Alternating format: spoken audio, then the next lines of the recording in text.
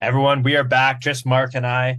It is 7 games into the season. We're sorry we haven't gotten to you with too much content, but that is going to start to change as the season rolls around. And we're going to start off with the point that Mark said yesterday when we were playing some Call of Duty. Oh, They're starting to make me believe again. it's Now, scary. I know you didn't watch last night's game because you might walk back that statement, but let's put last night's game to the side. And why are you saying that this early into the season? So I think it was the first episode. We're kind of saying our predictions and everything, and you guys were going on about how much depth we have now and how the roster looks. And I'm still a little bitter, and I'm like, oh, I don't know, I don't even know what to look for anymore in this team. There's a bunch of turnover. I don't know if it's gonna click. And then after that sixth game, who did we be? Oh, the Winnipeg game. It was just such an emotional game that before it started, they kept showing that clip of Winnipeg going, nothing like beating the Leafs. And I was like, I want to win so bad. And then we went out there and we just crushed them with Wayne the Train doing it between the legs pass and scoring. And I'm like, oh my gosh, I'm believing this team looks awesome. If we play like that every game, oh my gosh, like this team's gonna kill it. Yeah, about that Wayne pass, like that could have ended so badly. Yeah, He got so lucky. Realistically, everyone was like, "What a pass!" And it's like, I bet if you asked him, he'd be like, "I actually didn't. I just guessed." And yeah, when I played hockey, I was a culprit of that. I would make no look pass all the time, and sometimes yeah. it'd work, and I'd be like, Chuck "Wow, it out front nice." of the net. Anything can Yeah, happen. That's or it probably can what he just was go the thinking. other way on an odd man rush. Either way. Um, and speaking of odd man rushes, so you missed last night's game. Yeah. I'm gonna quickly. I don't know if we can gloss over it, but I think I am just because I haven't seen that was the one game of the year where we looked that bad. Like it was just totally outclassed every single period. You know how some Leafs games, like there's a period where we look bad and then there's a period where we look good, and you can kind of like Yeah. point to different points of the game where it's like, wow, we're really playing well. There was none of that this game. It was just beat down, terrible odd man rushes. Like it should have been 8-1. Um, realistically. Uh, Wow. yeah, no one really played well except for Samsonov, and that's a transition into what I wanted to talk about most that we didn't really talk about on the preseason episodes was our goaltending. Since Matt Murray's been gone down, Samsonov I think before he's the last night, highlight of the first 7 games. yeah, yeah, he looks absolutely amazing, composed in there. He makes some great saves. I haven't. There's been the one goal against Washington that was like, A eh, softie. yeah, but Yeah. that's just like That was that's his gonna first happen. game starting, wasn't it? Yeah. Yeah, yeah. So that's completely normal. And there was a stat they threw out last night that in October, Ilya Samsonov is 11-0, including last year. So, we've had our goalies in the past. Anderson was terrible in October. Yes. Campbell was great to start the years. Uh, and it's nice that we actually have a guy who can step in and play. Murray isn't going to be out too much longer, so he'll be back for a tandem. Shalgren looked decent, but Samsonov looks like a guy, and his quotes are they're the best. He's the new Boosh on this team for us. Oh. Them talking together would be amazing. Yeah, that would be amazing. Yeah, he's our favorite Russian on this team right now. But I don't think we really have too many others. So, do we even have another one? I don't think we have another Russian on the team right now. I thought Samsonov was Finnish. Is he actually Russian? Samsonov is the epitome of a Russian name. If he's finished, I mean, they all used to be one anyway. So, like, we can chalk it up to just maybe a Russian born in Finland. But, like, come on now. Um, so, moving on from the Oh, goaltending, he because is Russian. Yeah. yeah, I think we have nothing but good things to say about Samsonov. Let's talk about a little bit more of the worrying things. And I'm going to ask Oh, you a few questions, and you're going to tell me if you're worried or not. okay. Austin Matthews only having one goal. I'm not worried, but it is weird. Like, what's going on? And his one goal was not good. Mm, yeah. So it is kind of weird, but I'm not worried. I know he's not breaking the record with this. Right. I remember everyone was like, over under 60. Like, oh God. Now it's definitely under. Yeah. But he's still third in points. So he's still out there contributing. But it's kind of weird. Like, what's going on with his I've seen him on the right wing a couple times where usually he's in that left, does that little pullback snapshot goal. Mm-hmm. Haven't seen that at all yet. What do you think? I'm not, just because last year he did the same thing. And even if he gets 50 goals, like he got 60 after getting like he missed the first few games and then just like did not start hot. So awesome. He'll figure it out. The reason that I'm not necessarily worried is because we're still over 500 record with Austin Matthews and Mitch Marner not playing that well. Yeah. So once these guys click, it's going to be, if we can hang in there while these guys aren't playing well, then it'll always be that much better when they are. Okay, next question. Worried or not, the bottom six has a total of 4 goals through the first 7 games. I would also say not worried, because that fourth line, it has been really good, in my opinion, like shutting down. I don't know what their plus minus is though, but plus minus is a bit of a silly stat, but yeah, I guess so. But I feel like I'm not worried when they're on. When you say the fourth line, what do you mean? Is that Simmons, like Clifford, and Camp have been in the last 2 games. Okay. Aube-Kubel with Zach Aston Reese and Camp was the initial fourth line. And I like that one. And even with like the first one you said, they haven't been so bad that I'm like, oh my God, we can't play that line more than 4 minutes. Maybe the third line, I'd like to see a little more production, I guess. It's so the curve. I'm gonna add into this. Half of those 4 have been scored by David Kampf. So between Kerfoot, Järnkrok, Clifford, Simmons, Aube-Kubel, Engvall, and Zach Aston Reese, there is a total of 2 goals in the first. What's going on with Chad? Yeah, that was gonna be my next question. Yeah. Maybe I'm worried. I am worried about this bottom 6, and I'll tell you why. I don't think Kerfoot should play center ever on this team. I think he can be a serviceable winger, but if you're going to put him at center, he has never really shown to be that productive and that good defensively. So I think something needs to be done about that, because Calle Järnkrok can also play center, but he's also the same. If you put him on the wing, he does better than when he's at center. Okay. You do have a bit of an issue there where I would prefer to see David Kampf be put up into that 3C role. Wasn't he there last year? He was with Kasha when he was there, and Engvall or Mikheyev. Those were the kind of like that. Yeah, and Engvall has been good with Camp as his centerman. Like they feed really well off of each other. I would like to see, especially because Engvall has looked not just unnoticeable, like bad to start, and he's getting paid now $2.5 million. There's no real excuses for him. I would like to see that line of Engvall, Camp, and Kerfoot as your third line, and then maybe put Järnkrok down on that fourth with Simmons and Aston Reese, and put Järnkrok in a center position and just be like, you're not going to score goals. Yeah. You're just not going to score goals. Yeah, I think it's justified too. Like the coach would be like, these guys are producing, they're moving up, you guys haven't, you're going down. Right. Figure it out. Yeah, I'm just worried because you have that shutdown line, which can play good defense of the Camp, Engvall, and Kerfoot in a perfect world. The issue is you need some scoring from your bottom 6. Yeah.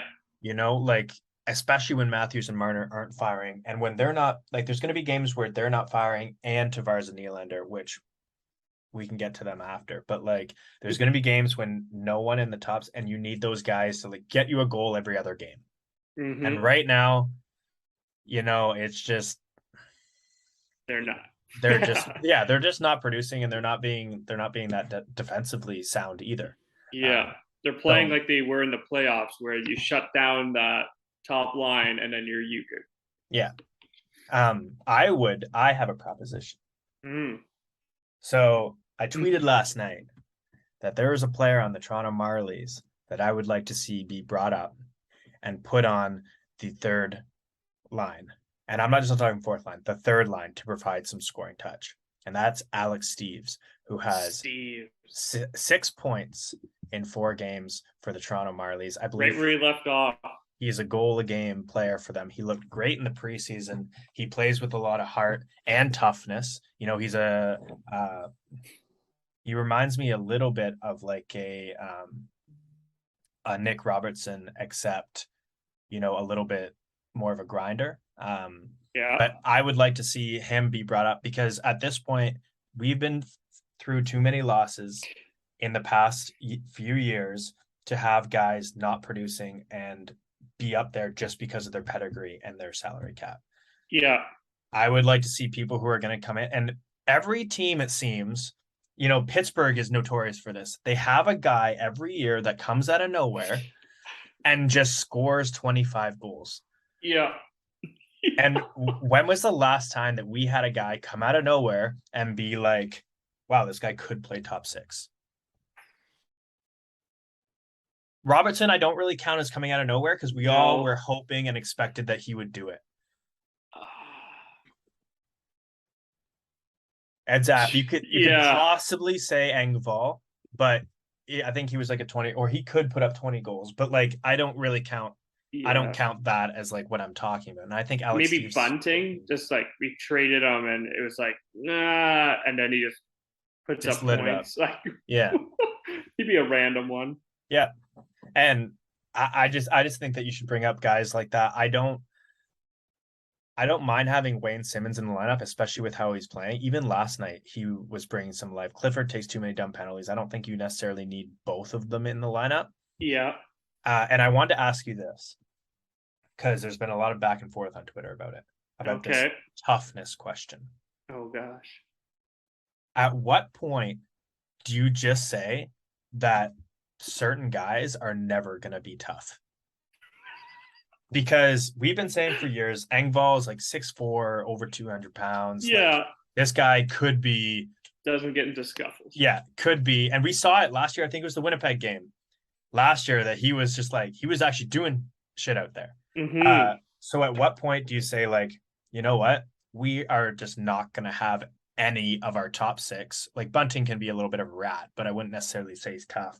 But like, anybody really be the tough guy in this team, and that we need a guy like Wayne Simmonds, even if he isn't going to be as productive as other guys in the lineup. I'm trying to think of a team that we could kind of compare ourselves to that wouldn't have like the tough guys on it.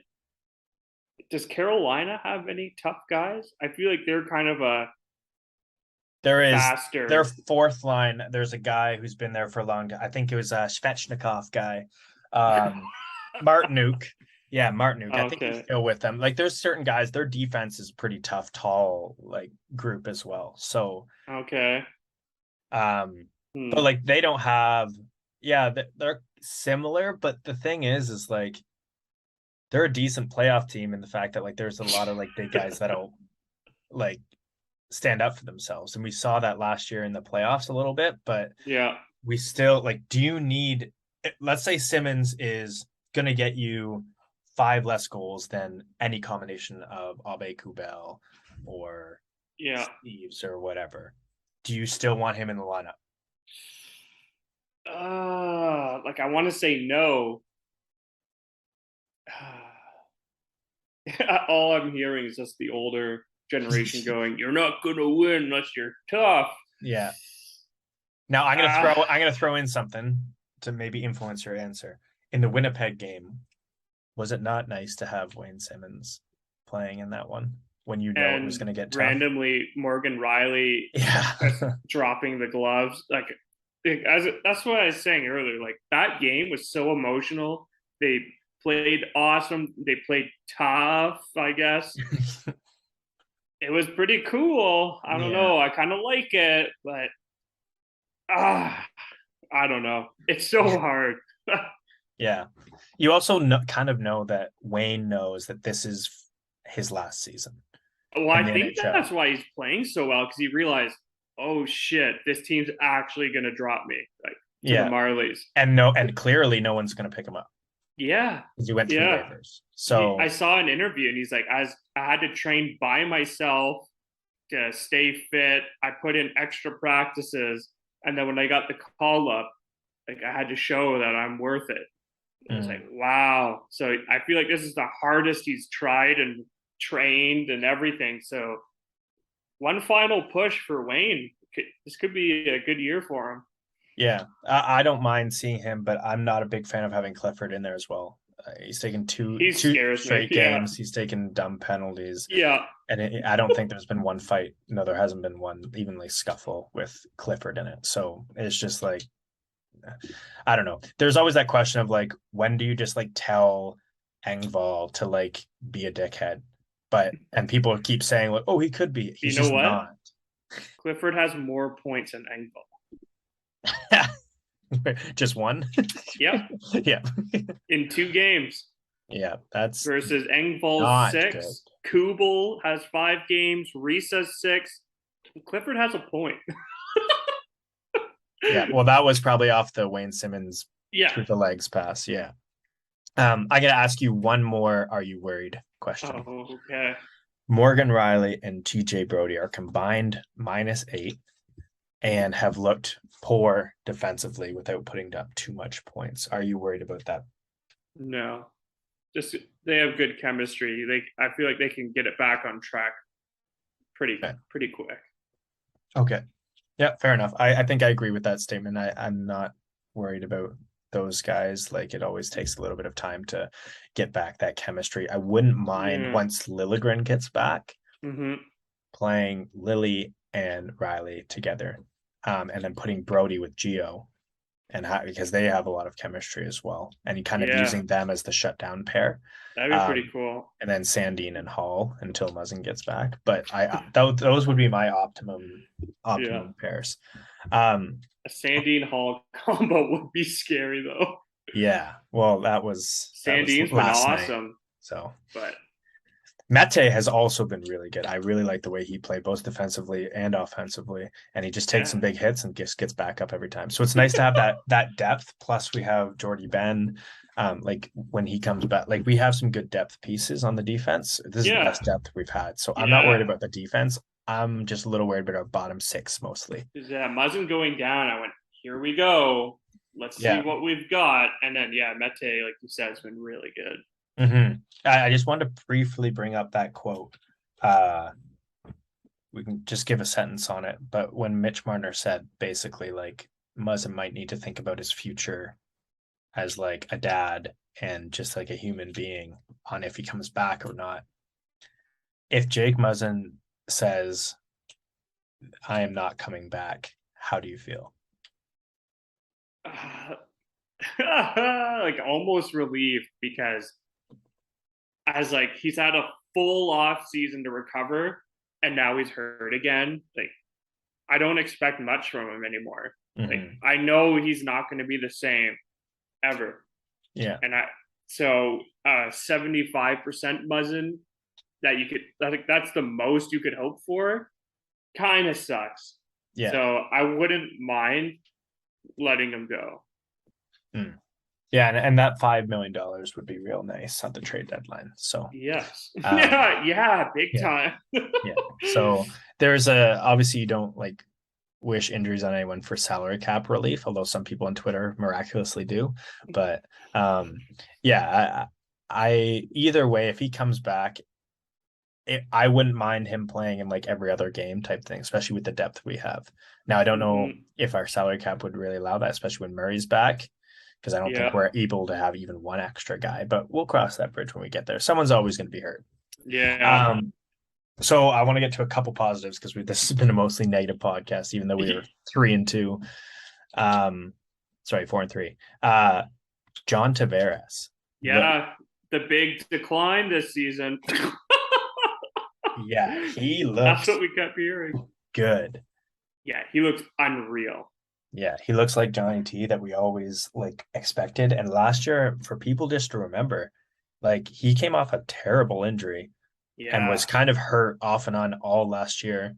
And it was still there was like some, COVID things going on and stuff like so it's just like he's been putting in the work in the off season and he seems like he has a very good home life right now. So John Tavares is back. You can notice a difference on the ice and off the ice with him.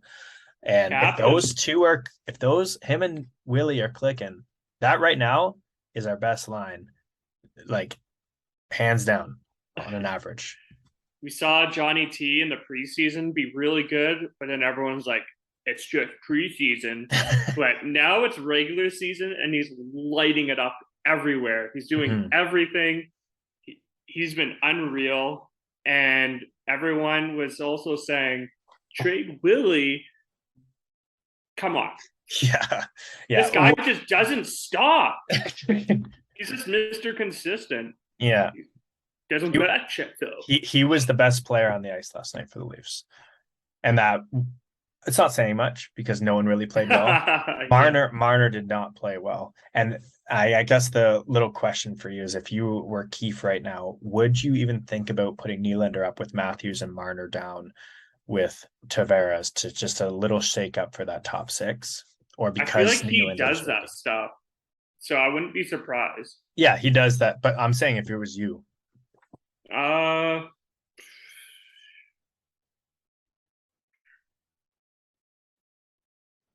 Maybe if it happens like another game or two, like it'd have to be like a streak of like, okay, this is something's going on. I got to shake it up. But for now, it's still early. I think just leave it. Okay. And the last topic I kind of want to talk about was Nick Robertson. And we all know I'm the biggest Nick Robertson fan, probably more than his own parents. But what are your thoughts on the first 3 games? Yeah, 3 games of Nick Robertson this year. Oh my gosh. Yeah, he is fun to watch. We kept saying, please give this guy the opportunity to play. And he's delivered. I don't know what else he has to show. Like he's got to stay, right? Like, yeah, I think he's staying for sure. They're putting him in like a lot of positions where like I think what's his average here? His average ice time is 15 minutes. I think last year it was like 4. Yeah. Right? So he's playing more than David Kampf, Calle Järnkrok, definitely more than Dennis Malgin when he played. So like he's playing a minute less than Michael Bunting per game. Wow. So he's being out there. He reminds me of Mitch Marner's like first 2 seasons where like he's just clip that. Someone clip Mark saying Nick Robertson reminds him of Mitch Marner. Yeah. Okay, carry on. Just the work pace is what I'm saying. Okay. Yeah. Like he's giving it his all. And I just remember watching Mitch. He'd always try to do too much, but he'd be like trying everything, getting nailed, just getting right back up, go. And he's still young enough that he can do that. So it's pretty fun right now. Yeah. The issue, like this, our second power play unit, especially without Jason Spezza, is not good. So it's nice that we have like him out there. Like when you have Calle Järnkrok on your second power play unit, it could be better, right? It could be better. So it's nice to have him on there because he is a shooter, and that was Jason Spezza. Jason Spezza was the shooter on the second power play. Yeah. So little things like that. Right now, where I saw a tweet that like 5-on-5 we're 29th in the league. Last year at this point, I think we're 4th or 5th. Yeah. And then special teams was around the same. So that's those why are things you can figure out. Exactly. And we're still winning record against good teams. So I have faith that we are going to pick up the pace. And I'm not worried about this team at all. And you know what? Just get into the play, like just get in the playoffs. Come on. But there was a point that people brought up that losing to teams like Arizona, like the poor teams in the league, that's the difference between us playing a wild card team and playing someone in the best division in hockey. Right? I saw on oh my gosh, why can't I think of his name? Who's the big YouTuber who now Steve Dangle. On his podcast, they said the stats of what's Toronto's record against Buffalo, Arizona, and I think like Chicago or 1-8, was it? Yeah. What? Yeah. Oh my gosh. I hate that. Yeah, definitely not good, because like those games would be the difference between being in Florida's position and have to play Tampa first round, right? So it would be nice to play like a Washington or like a team that just kind of makes it in. Yeah. It'd be nice to play the LA Kings first round, but we can't have a perfect world. Okay. Last thing we're gonna touch on is I want your predictions. We haven't done predictions yet this season other than the first game. Yeah, we're about to go on our West Coast California road trip. We play San Jose on Thursday, LA on Saturday, and Anaheim on Sunday. I want your predictions for all three and what's our record. Okay. We're going to go 3-0. 3 win. No, okay. I'll say 2-1. We're going to lose to San Jose at home. Okay. We're going to beat Anaheim and we're going to beat LA. We're going to lose the game that we lose. It's going to be a 4-3 game where it comes right down to it. And the two that we win, I'm going to say 3-1 against Anaheim and like a 4-2 against LA. Okay. That feels right. Okay.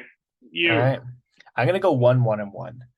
I know that's not a popular thing to say, but we haven't had an overtime game. Oh, and we did. We beat Dallas, but I think we're gonna beat San Jose. We're gonna lose to LA, and we're gonna beat Anaheim. Well, Sharks suck. So I think we're gonna lose in overtime to LA. Probably keep that game close. Teams, yeah. Well, yeah, that's a good point. No, I think we'll figure it out. I think last game was embarrassing. I think it was really embarrassing, and I think are they who we face next? San Jose, yeah. Oh shit.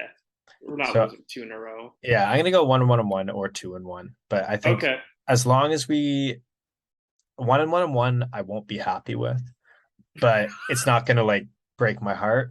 Yeah. You need to at least go that or above on this, because I don't think we did well on this road trip last year. Could be wrong, but I would just like to see at least half of the points taken here, and then we go back home for Philadelphia and Boston. I'll throw in another question. Out of those 3 games, who do you think is going to be the like your first star?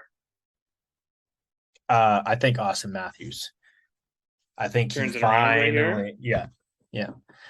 And I'm gonna go so far as to say when Shalgren plays in Anaheim on Sunday, that he is going to be close to getting what we won't say. But I think Shalgren is going to play great. So that's my bold prediction. Okay. And Matthews is going to get 3 goals at least in these 3 games. 3 goals in 3 games. Yeah. Any bold predictions for you? My bold prediction, Chad. He's going to turn it around. Pierre Engvall gets a goal and assist. So just 2 points in 3 games. That's doable. He's going to do it. It's going to be an important goal. Chad Kendall is going to turn it around.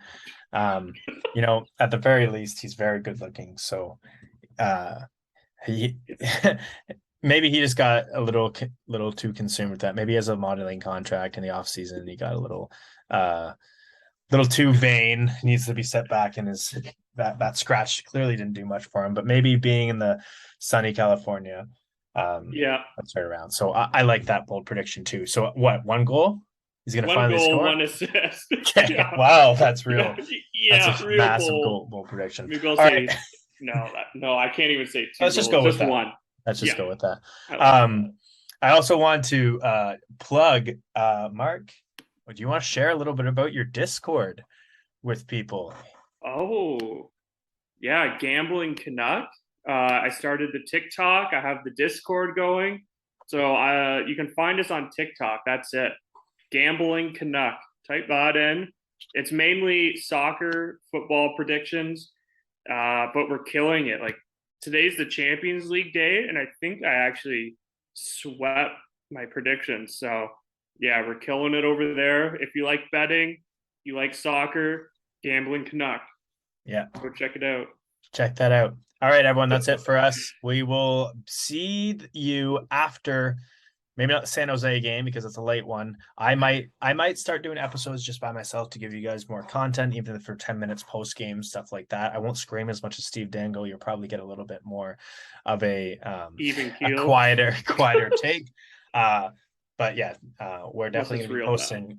Yeah, we'll definitely be posting a little bit more videos as time. And everyone post your bold predictions, what you think we're going to go in the California road trip. And do you think that Chad Engvall is going to turn it around, or do you want him 2 points in 3 games? Who's with me?